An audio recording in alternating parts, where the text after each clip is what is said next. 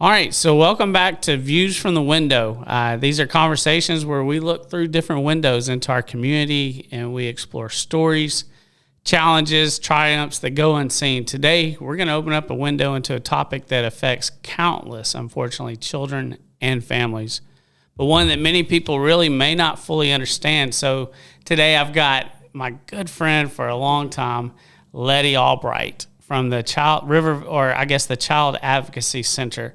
We're going to talk about the important work being done to support children, advocate for these kids and families, and help bring hope and healing during some of life's most difficult moments. You know, many times in ministry, Letty, when pastors deal with people, they're finding people really on their worst day. And I see that with first responders and you as well. So if you could, just for the listeners out there and the people watching, tell us a little bit about the Child Advocacy Center, who you are, and what you do, this important work. Yes, absolutely. First of all, I'm just thankful that we're getting to do this. So thank you for just bringing this into a space where just different listeners can be listening to this. But like you said, I'm Letty Albright. I'm one of the family advocates for the River Valley Child Advocacy Center. What a Child Advocacy Center is, it's a nonprofit organization, which is opposite of what most people think. Usually they think it's a government agency, but we're actually a nonprofit who is only able to operate off of grants. And so a CAC is a community-based, child-friendly, child-focused facility that brings together under one roof professionals from CPS, law enforcement, CACD, who is State Police Crimes Against Children Division, SANE nurses, forensic interviewers. And so as part of the CAC, we provide the forensic interviews and the SANE nurses, but also we provide the advocacy services. And as funding prevents, we also do mental health services and prevention and education, which we haven't been able to do that this year, sadly. Why is that? A bunch of our funding got And hold cut. on, you don't need to hold that. You're good. Okay. I know you said that. This is Letty Albright. Yes. No, you're good. Okay. So a bunch of our funding got cut this year, and that wasn't just something that affected our CAC. That was actually all across the board throughout Arkansas. And so this past year we had to let go of our prevention and education person because we just didn't have the funds for that anymore. Really? That was the position that had to be let go because it wasn't direct services to a family. So was that kind of, we heard conversations around budget cuts from was that the federal government? Yes. So was your funding coming down was that a result? One of the funding that we were receiving was from the Department of Human Services, which was the TANF grant, which is the funding that got completely cut away. Okay. So y'all lost funding there and you lost one employee? Yes. But that's Polk County. Mm-hmm. That was fortunate of us having to only lose one of our team members, but there are some CACs that had to close down, like some of their satellite offices and stuff like that. Mm-hmm. Wow. All right, so for listeners, let's just kind of give, I guess, whatever your elevator pitch. Like, how does your office work? What's your role inside the CAC? Yes, so as a family advocate, basically what my role is whenever a family gets to our center, I'm the first face they see. So I welcome the family in, get them into the family room, kind of assess how the family's feeling, especially see how the child is doing, see if the child is nervous, see if the child maybe is refusing to want to even talk about the things that have happened to them, and just kind of get to walk them through what the process is going to be like for the day. Let them know that the forensic interviewer is going to come in and just get to talk with them, meet them before they even get taken into the interview room. And then from there, I sit with the family as the interview is being conducted. I'm assessing needs that the family might have, especially whenever the offender is maybe like one of the parents or a step parent in the home, or maybe even somebody that was a grandparent, but they were also contributing to the financial side of things for the household. I'm assessing, like, is this family going to need help maybe paying like utility bills right now or rent? Are they going to need some help with food? Like, okay, what places do I need to connect this family with? Is this child going to desperately need therapy right now? Like, we need to get that going right now. So the whole time I'm basically, whenever I'm following up with families, I'm continuing to assess needs. Where else do I need to connect them? Is there anything else that they still need? Can I update them on their case, which there's not usually like too many updates a lot of the time, but that is another thing that we do, is just we kind of keep in touch as we hear of the investigation, just like progressing. We try to give the family updates about that. So back up real quick, because I'm always interested in this. You said if the abuser or the alleged abuser was a family member, or a known person to the family. So just in your guesstimate, what percentage of those are family members or someone known to the family? So usually it's a high estimate. I actually do have some stats, because I'm really bad about remembering stats on my own, but I do have some stats about there. Usually it is 33% is going to be a bio parent, and 25% of that is going to be step parents, step grandparents. We see that a lot. And either a boyfriend or girlfriend, and then the other still a known offender, which is still 42%, but it's usually always going to be known, either known by the child or known by the family in general. So I mean, it's a pretty high percent. So bio parents and step parents, you're at 58% right there. Yeah. Wow. Yes. Wow. It's, yeah. And how many, unfortunate situation. just on average, how many cases are you like working on in over a year's time? In over a year's time, within our center right now, we have been hitting 500, a little over 500 the last 2 years, now that we opened up our Clarksville satellite office. 500 child victims that we see. Child victims in 2 counties. Or we actually serve Pope, Yale, Johnson, Franklin, and then we split Logan County with the Fort Smith Center. Okay. So it's 4 full counties and then some of Logan County. 500 though.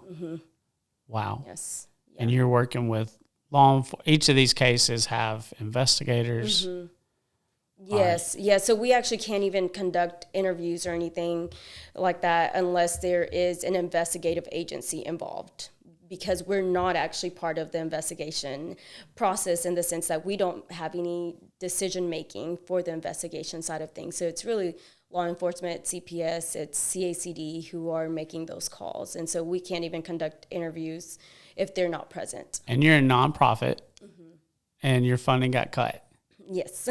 500 kids. That's mind blowing to me. 500 kids have been put through this hell, and we're making cuts. Yeah.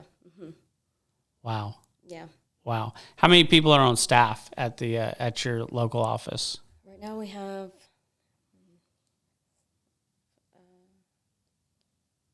seven. Yeah, we have 7 left. Okay. But all right, so and that's including our Clarksville satellite. Yeah. So these kids come in. What kind of care? You talked a little bit about counseling and medical, but you stopped doing the medical side? There have been times that we have had to stop medicals because of funding as well.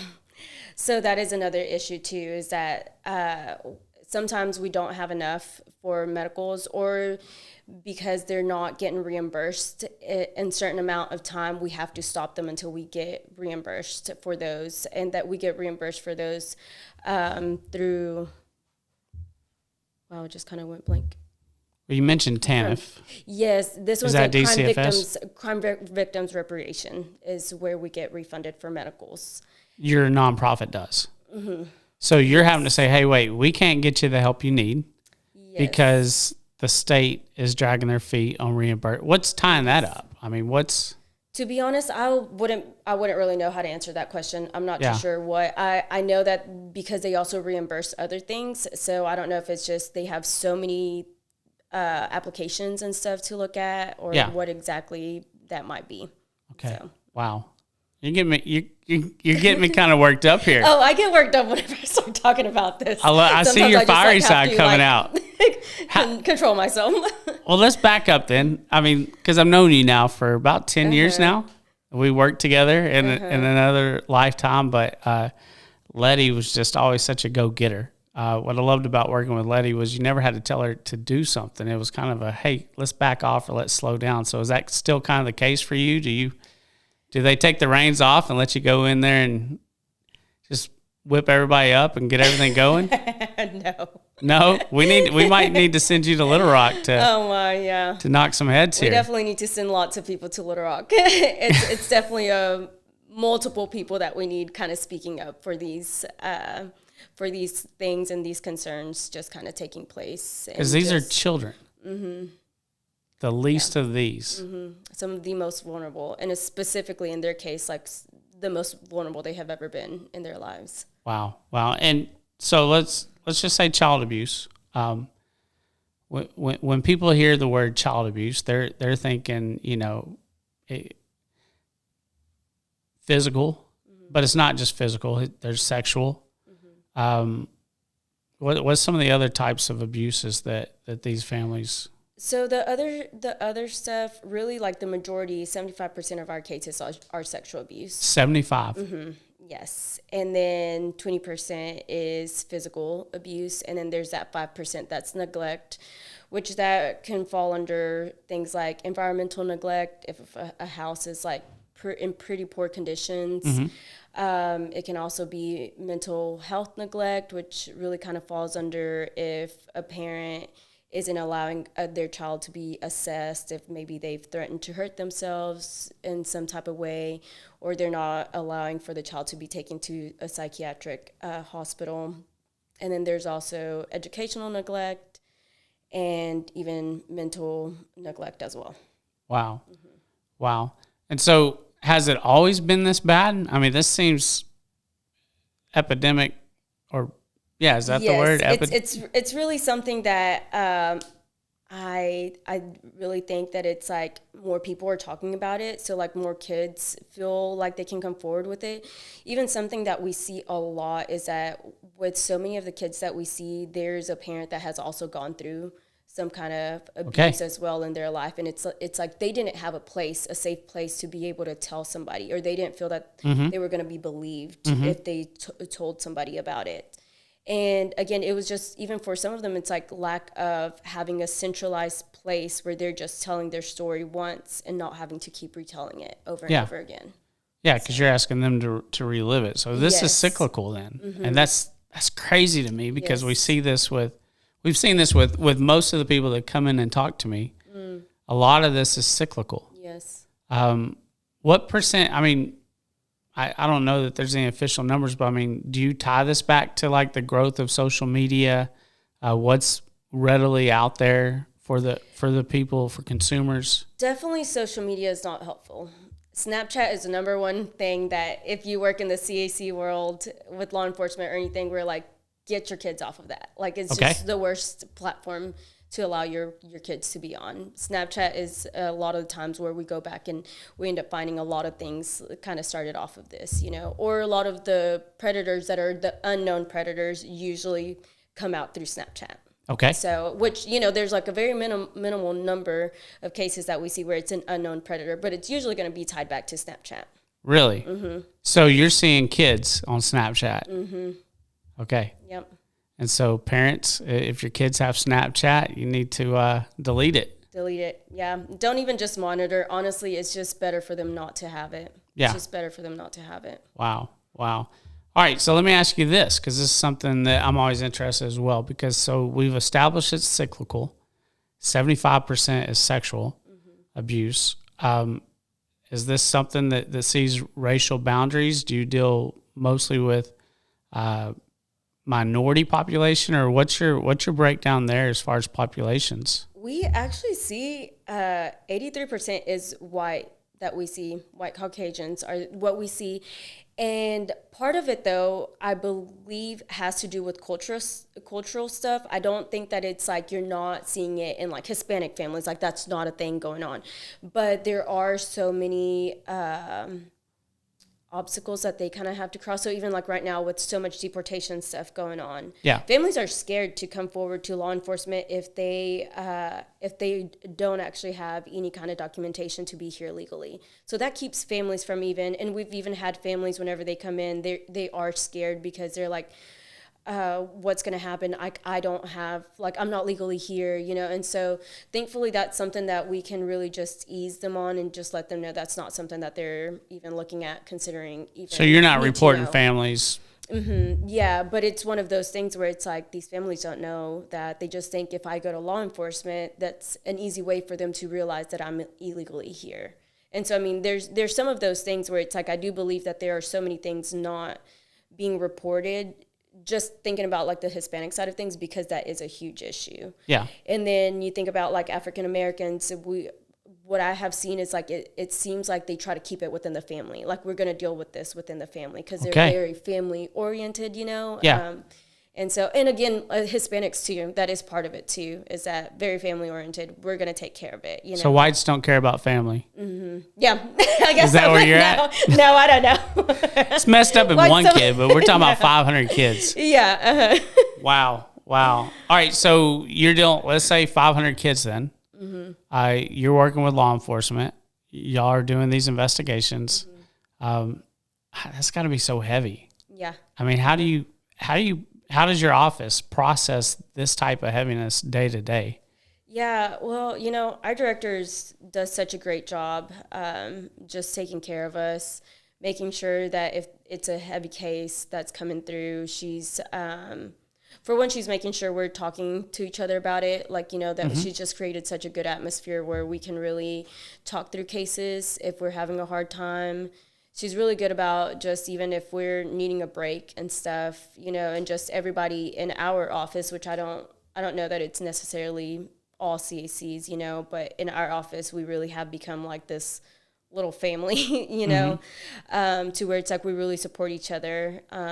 If anyone is needing a break, like somebody else steps in, you know, while the other one's able to just kind of take a breather. Is it a pretty, because I know like with DCFS, because they're seeing a lot of the same stuff and working on the same cases, and so there's a high turnover rate with them. Do you see a high, I mean, is y'all's turnover rate pretty high in the CAC In the world? CAC world, yes. In our center, thankfully we haven't. But again, I really do just want to praise that it's our director that has just really done such a good job taking care of us, because we even meet with like other CACs in our region, and everybody's like, how have you guys been there for so long? Y'all are the ones that retain advocates the longest and stuff. And we're like, it's Marilyn. Like, she's just been so helpful. She's taking care of us and stuff. What's Marilyn's last name? Sanders. Marilyn Sanders. Shout out to Marilyn Sanders. Yes, she is amazing. But you do see a lot of turnover rate in the CAC world with advocates. Yeah. Because advocates are the ones that are continuing to follow up with the families that are honestly even taking on a lot of like the emotions, the frustrations that the families have. We're the only ones that are mostly getting the backlash, because the investigators don't have to keep in touch with the families, because they really have to just focus on the investigation, but we're there specifically to support the families. So any frustrations, any emotions that they have about the whole thing, it's like we're the ones that are there kind of like taking all of that stuff on, you know? So that is one of the very heavy sides of things, is just having to remember that this parent is not taking it out on you because, you know, like you're the person that, you know, deserves to have this thrown at you, but it's like you're the only one that they have to be able to like release so much of that emotion that they have, you know, throughout the whole process of things. Okay. And this is interesting when you step back and look at this, because y'all are a nonprofit, so you're not a government entity. You're not funded by the government. You do receive grants or whatnot, but you are involved in this process that has far-reaching, you know, you're in there with these other government entities, and y'all have access to the victims, and you are getting to advocate and be a voice for them. But it's almost like being on the nonprofit side of things, you're able to do things maybe a little bit better than the government when it comes to this. Is that the case? I mean, do you feel like the case? Do other states kind of model this, or? The way that advocates follow the families into this. Yes, that is pretty much like worldwide, like nationwide. The CACs, like advocates, are going to follow the family too, as much as they need to. I mean, I have cases from 2021 whenever I started there that I still follow up with them. But then I have cases that it's like within a month or two, like we just went ahead and closed it out. And it just all depends on the family's needs. Yeah. And it depends on if anything really like happened, you know. But yeah, there are some families that it's like the whole time that I've been at the CAC, I've also just been following a family along, because there's some families that it's like there was multiple points of trauma also that was happening.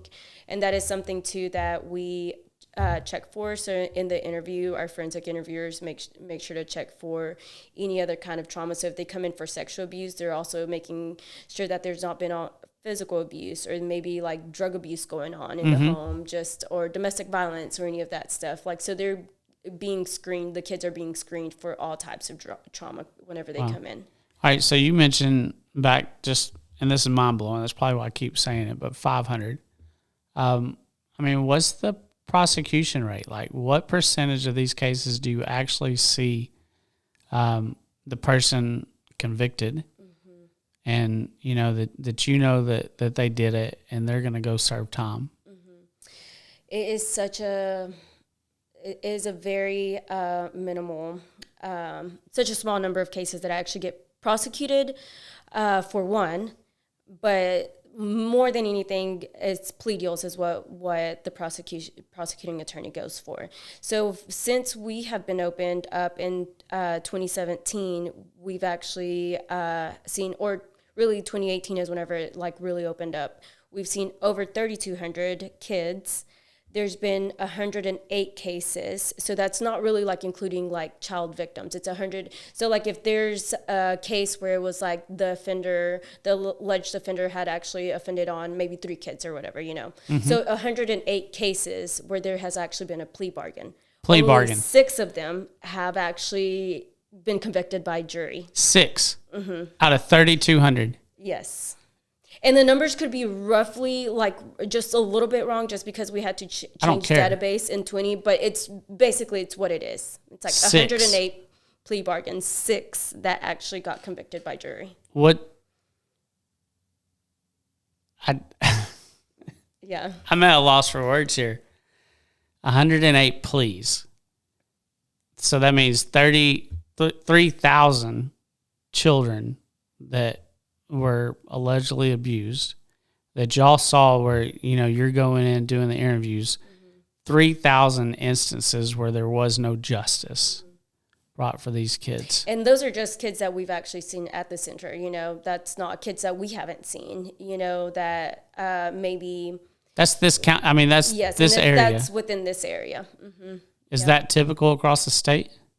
Of convictions and plea deals, yes. Why? Well, I mean, do y'all have conversations with the prosecutor? Yes, which I love our prosecuting attorney. He really is the best prosecuting attorney that we could have asked for. So Jeff Phillips. Also shout out to Jeff Phillips because he is amazing.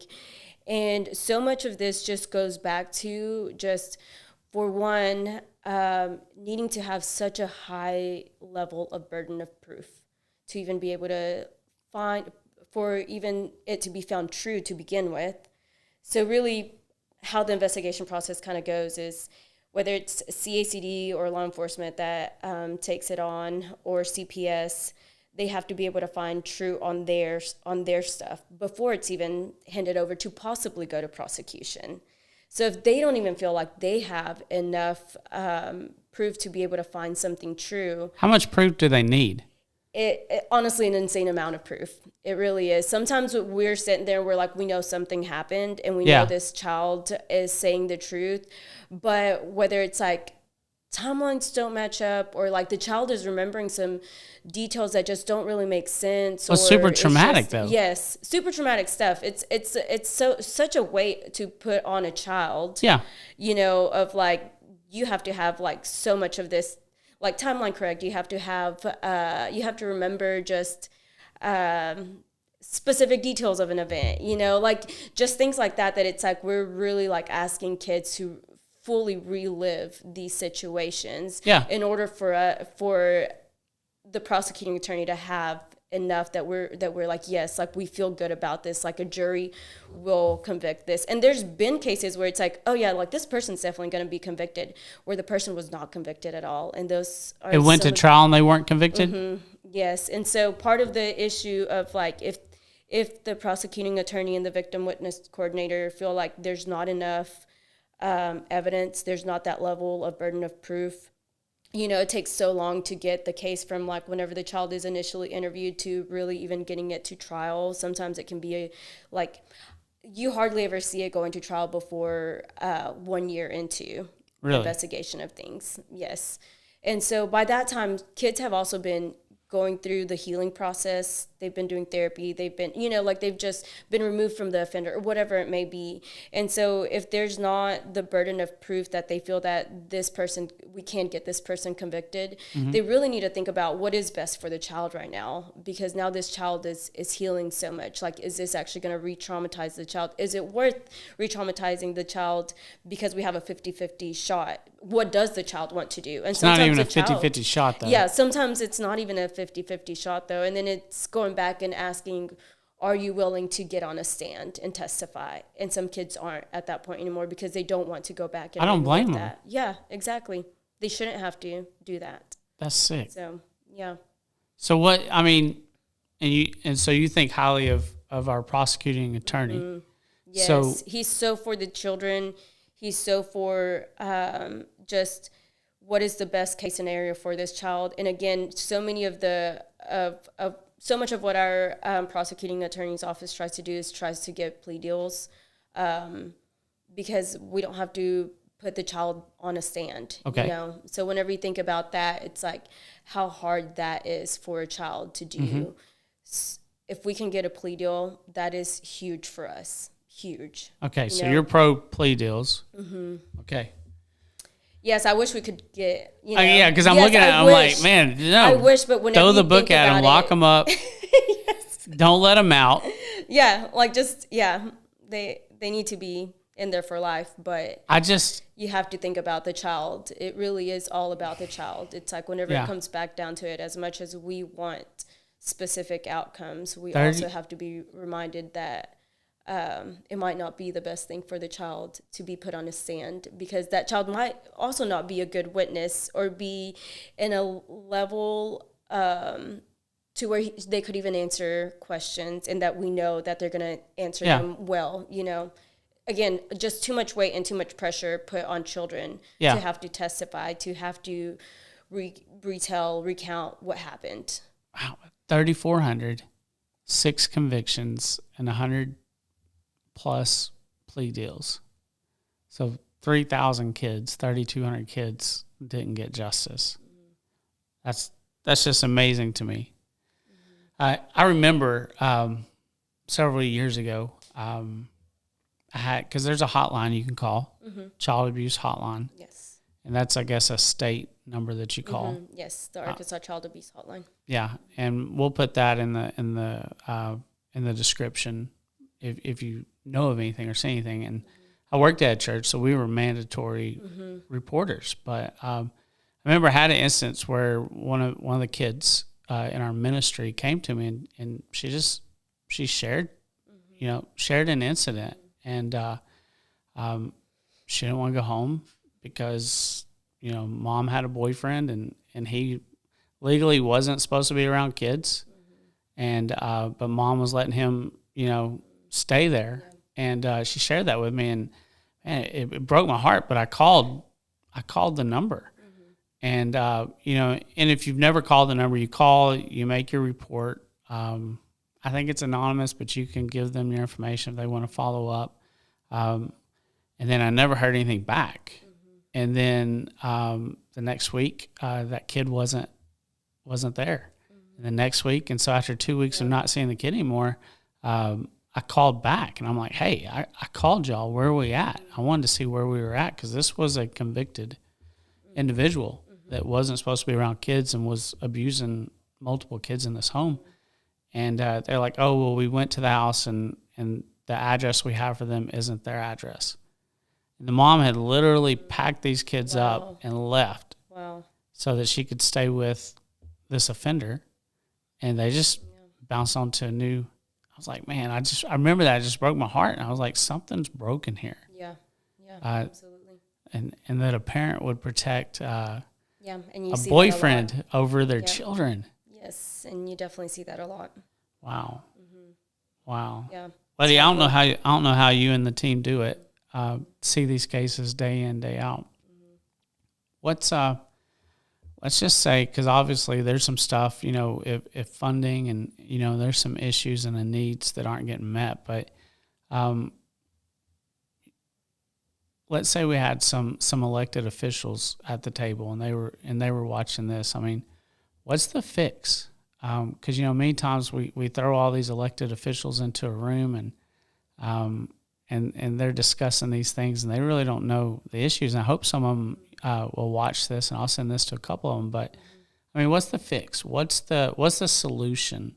Yeah, when it comes to funding stuff specifically. Yeah, to funding and just the system, because the system. There's some issues. If we got 100 pleas and 6 convictions and 3,200 kids without justice, and you don't have the funding to educate the kids in school, and we've got minorities that are afraid to report because they don't want to be deported. So I mean, what's just some solutions that you see? Because many times it's people on the ground floor see the solutions that the people, 60 miles away in Little Rock don't see. So what would you say to them? One of the things that would be huge, I don't really even particularly know if this is like state level necessarily, but one thing that we always just talk about, that it would just be, especially if there would be some kind of age limit where since our forensic interviews are recorded, that there would be some kind of age limit where it's like, okay, well, the child doesn't actually have to get on the stand unless they're over the age of 10, let's say, Okay. We can actually play the recording instead and let that be, what actually stands as the testimony, as the witness, I think that would be huge. So you've got little kids under the age of 10 right now. Oh, yeah. They're being recorded, and then they're like, hey, can you get on the stand? Yes. It's not just like in some judges' chambers. It's like, get on a stand and let a strange man or woman interview you and question you and try and demonize you and make what you're saying wrong. Yes. Yeah, and I've actually been in court with some of families that have had kids under the age of 10 take the stand, and I cannot believe that they were able to do what they did. Honestly, Really? Kids are so resilient. It's just crazy to So watch some of that too. So maybe some type of law or something there where if a kid is, and to me, 12, I mean, I've got 11-year-olds. 10 sounds crazy, but I'm like, if we could even get that, I'm like, oh my goodness. Why don't that we? is just a huge, I'm like, it'd be nice if we could raise it, to 12 something, but it's like, if we could even get something like, if you are under 10 or under, like your testimony, it's like the recording, like, the interview, that's what's going to be the only thing that we have to have submitted for court. Yeah. Do you feel like the pleas and convictions would go up with that if you didn't have that threat of them having to get back on the stand? I think people would be very surprised at how non-leading forensic interviews are. I think a lot of time people, whenever they think that a child is being questioned, they think they're almost being directly asked, like, okay, well, we have this report that, your grandpa touched you this way or that way or whatever, and they're like, so what did your grandpa, so-and-so do to you? But that's not at all how it is. It's like everything is so open-ended that whenever kids, especially that are young, start giving you some very descriptive things and things that they shouldn't know, you're like, there's no question that this child was abused by this person, And so I think, for one, people would be very shocked at some of the things that they hear in some of those interviews, and that there's just no way that they could have been getting fed information or put ideas into their head about like what the situation was. It's like just kids just really like talking about their story and what has happened, So I do think that even whenever I think about some of the kids that we think, oh, this child might not be able to be a good witness. So we have to try to get a plea bargain, like that's the one thing that it's like, our prosecuting attorney, like, let's try to get what we can for this one, because I don't think that we're going to be able to get this child prepared enough to be able to be before a jury, really. Would he be in favor of absolutely being able to? Yes, right now we're really, really pushing, which we've never had that before, but there is a trial that's coming that we're really, really pushing to try to get them to allow the recording of the interview instead of having to have the child take the stand. Okay. So, because it's just a child that we just are like, she's just not going to be able to do it. So why should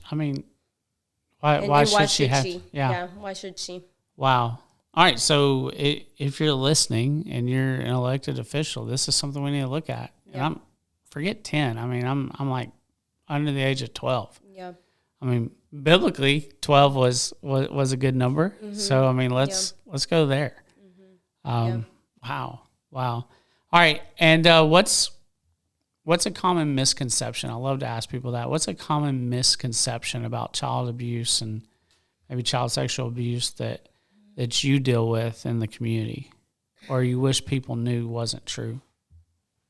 One huge one that comes to mind is kids that have been child abused and then actually end up being super sexually active or having very promiscuous behaviors. Mm-hmm. So many people think that, and we even get caregivers that are like, well, she dresses this way or that, or she acts this way, so there's no way that something could have happened to her. Why is she acting this way? And some kids, that's the way that they end up coping, is that then they end up putting themselves in situations where it's like, it's unsafe situations, or they end up being very promiscuous, And so that is a huge misconception that a lot of people have, that it's like, oh, if a child has been abused, they're going to do everything they can to like maybe keep themselves covered, or not be around males or whatever it is.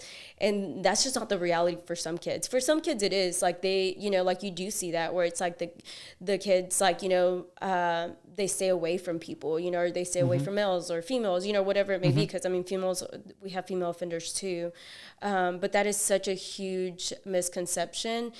And also a child that is just very problematic in general. Sometimes they think that it's just a child that it has lots of behavior issues, whenever there's probably a lot of things going on underneath that are driving those behaviors. Yeah. Mm-hmm. Wow. All right. And so Letty, let me ask this. What's something that you wish, let's just say your audience today was people in the local church. Like, do you have that involvement? What's a way they can get involved? And then what's one thing you wish that the local church would recognize about this, I guess, epidemic? Is that the right? Yeah. About this going on in our cities? Yeah. I do wish churches would be way more involved with CACs. How? I think that, for one, people being willing to acknowledge that it's like this stuff really is happening, and it's happening to and affecting families even around you. It's happening in the church. Yes, it's happening in the church a lot more than what you would think sometimes. And for one, being willing to be somebody that is super supportive of a CAC wherever you are, whether that is, if they're hosting an event, be some of the first people that are going to be signing up to be at that event. Yeah. If they're needing some volunteers for stuff like that, be some of the first people that it's like, if you can connect them to some people that they need, connect them to the people that they need to be able to do their fundraisers, to be, because again, we're, operating off of grants, operating off of fundraising stuff. Be the people that are really going to be some hands and feet, like on the ground, like in the community for them in some type of way. But I think just churches just need to be involved in like really praying and covering CACs.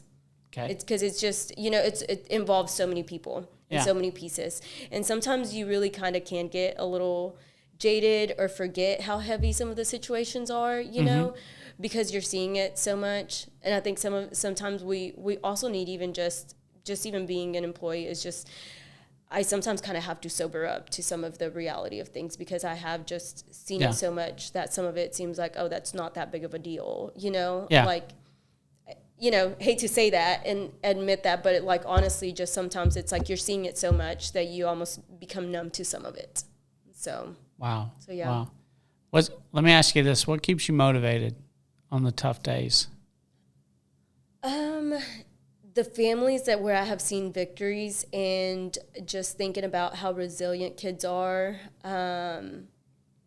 Families that I'm getting to see success stories and everything. Whenever I've had families come back and getting to hear how well they're doing, like, especially compared to where they were whenever I first would have met them, those are things that really keep me going.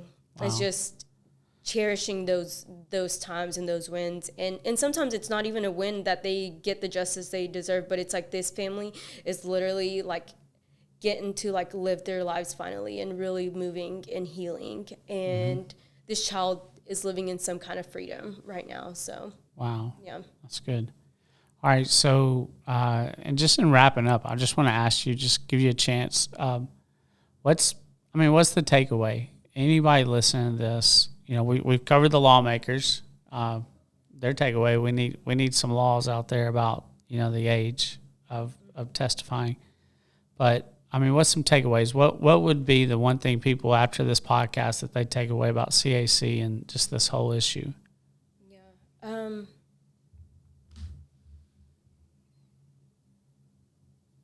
I would say one takeaway would be that law enforcement, CACD, CPS, prosecuting attorney, everybody's trying to do everything that they can to get some convictions or plea deals or whatever, but it really is just kind of the law, everything just coming down from there's so much that they have to have. Yeah. So much that they have to have that even if they believe the child, if there's not enough that they can go off of, they basically just have to let the offender go, That's where so much of that really needs to change. There's so much frustration towards our law enforcement or CACD, prosecutor's office or whatever, but it's they can only do so much, and they try their hardest to do what they can, with what they're given.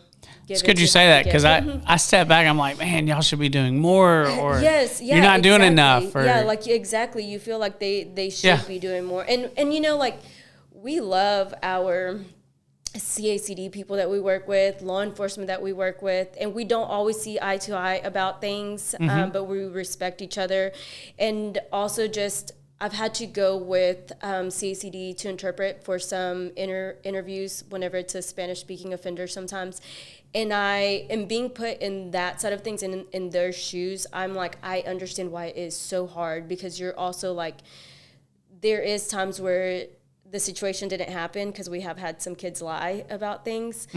And then you're sitting with an offender, and or you're divorce or separation. Yes, or some stuff like that. And then you're sitting other. with the offender, and you're like, wow, this person seems so credible. Yeah. And then all of a sudden you're very torn about things, because it's you're about to change somebody's life for the worse if you end up finding true on this thing, And so just even there is that side of things that it's before being put in those situations, which I don't like to have to do with CACD, because I'm supposed to be for the child, and I don't want to be split in thinking oh my gosh, now this person seems credible.